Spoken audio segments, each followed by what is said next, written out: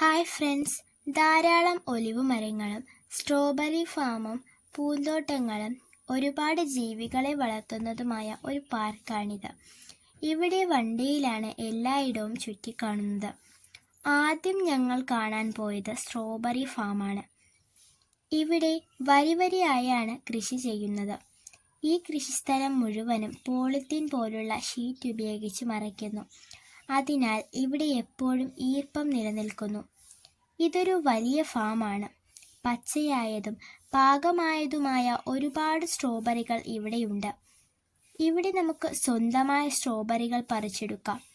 അതിനുവേണ്ടി ഫാമിൽ കയറുമ്പോൾ തന്നെ വലിപ്പത്തിനനുസരിച്ച് പ്ലാസ്റ്റിക് പാത്രം വാങ്ങണം.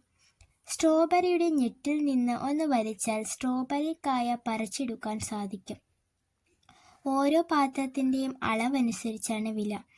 ഇത് സ്ട്രോബെറിയുടെ ചെടി, പൂവ്, പച്ചയായ സ്ട്രോബെറി, പാകമായ സ്ട്രോബെറി എന്നിവയാണ്.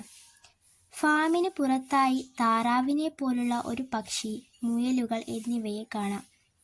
വീണ്ടും വണ്ടിയിൽ കയറി പോകുമ്പോൾ വശങ്ങളിൽ വേലി കെട്ടി അതിനകത്ത് ഒലിവ് മരങ്ങൾ കൃഷി ഉണ്ടായിരുന്നു. ഇവിടെ തന്നെ കുതിര വളർത്തലും ഉണ്ടായിരുന്നു. വെള്ള കുതിരയെയാണ് ഞങ്ങൾ കണ്ടത്. കൂട്ടിനകത്ത് ഇനിയും കുതിരകളുണ്ട്.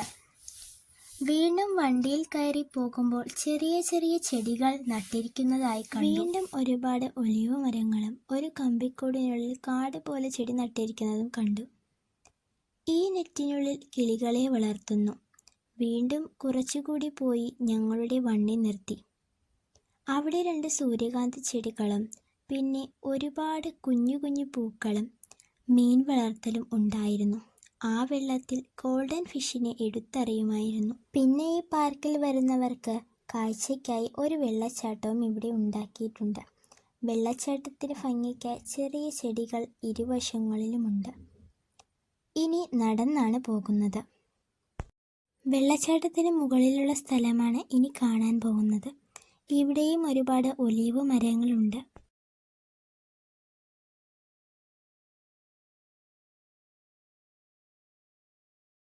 ഇവിടെ നിന്നും വെള്ളച്ചാട്ടം കാണാം. ഇത് കോഴി വളർത്തലാണ്.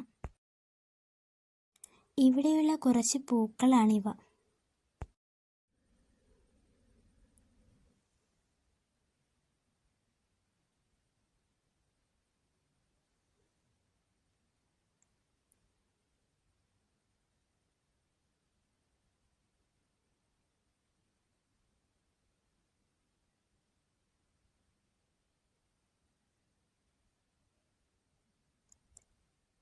ഇനിയൊരു വലിയ വെള്ളച്ചാട്ടമാണ്. ഇവിടെ നിന്നും താഴേക്ക് വന്നപ്പോൾ നമ്മുടെ നാട്ടിൽ കാണുന്ന ഒരുപാട് ചെടികൾ ഞാനവിടെ കണ്ടു.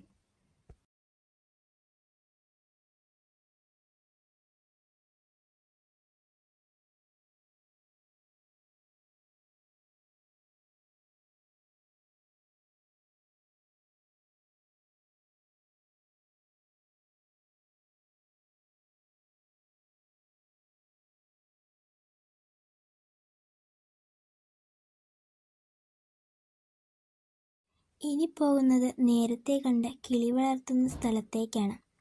ഇത് കുഞ്ഞിക്കിളികളാണ്. അവ പാത്രത്തിൽ നിന്ന് തീറ്റ തിന്നുകയാണ്. ഇനി അകത്തേക്കാണ്. നമ്മളൊരു കൂട്ടിനുള്ളിലല്ല നിൽക്കുന്നത് എന്ന് വിചാരിച്ചു പോകും. മരങ്ങളും തോടുകളും നടപ്പാതകളും പറന്നു നടക്കുന്ന കിളികളും നല്ല രസമാണിതിനകത്ത്.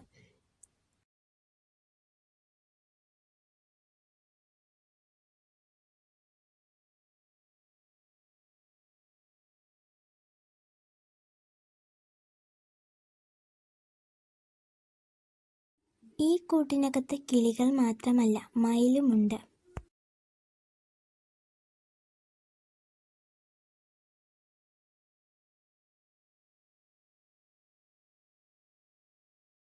ചെറിയ കൂട്ടിനകത്ത് കിളികളെ ഇട്ടിരിക്കുന്നു. ഇതിനകത്തും വെള്ളച്ചാട്ടമുണ്ട്. ലവ് ബേർഡ്സ്, തത്ത പോലുള്ള പക്ഷികൾ ഇവിടെയുണ്ട്. ഇവിടെ മേശയും കസേരകളും ഇട്ടിട്ടുണ്ട്. അതിനു മുകളിലാണ് ഈ കിളിക്കൂട്.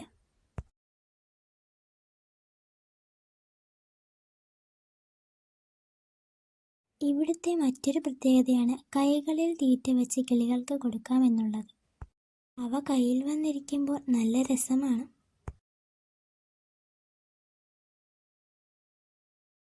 അതിനുശേഷം അവിടെ തന്നെ കൂട്ടിലടച്ച ഒരു പഞ്ചവർണ്ണ തത്ത നമ്മൾ കാണിക്കുന്ന ദിശയിലേക്ക് തലയാട്ടുന്നത് കാണുമ്പോൾ നല്ല രസമാണ്. അവിടെ നിന്ന് താഴേക്ക് പോയപ്പോൾ കുറച്ച് പൂക്കൾ കണ്ടു. ഈ പൂവ് എനിക്ക് ഹൈഡ്രാഞ്ചിയ പോലെയാണ് തോന്നിയത്. പിന്നെ അരുളി റോസ പോലത്തെ പൂക്കളും അവിടെ ഉണ്ടായിരുന്നു.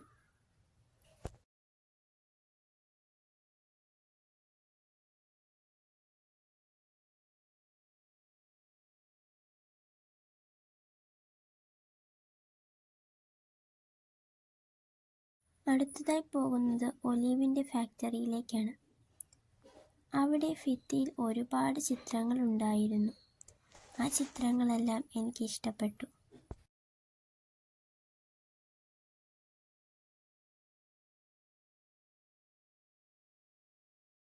പിന്നെ ഇവിടെ ഒരുപാട് മെഷീനുകൾ ഉണ്ടായിരുന്നു.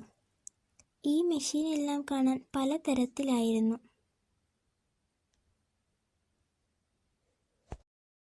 അതിനുശേഷം ഞങ്ങൾ കുതിര സവാരിക്കാണ് പോയത്.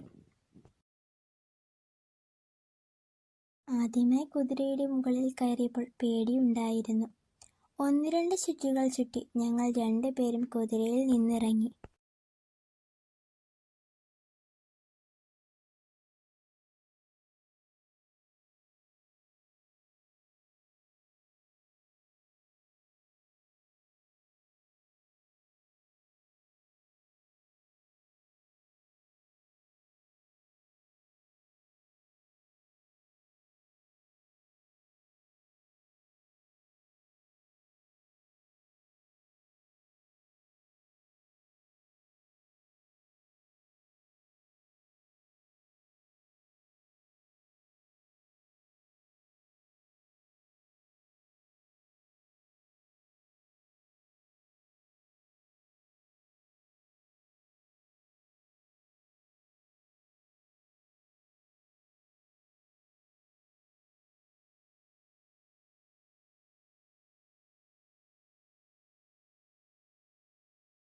സ്ട്രോബെറി പറിക്കാനുള്ള ആഗ്രഹം കാരണം വീണ്ടും ഫാമിലേക്ക് കയറി. ഇത്തവണ ഞങ്ങളാണ് സ്ട്രോബെറി പറിച്ചത്.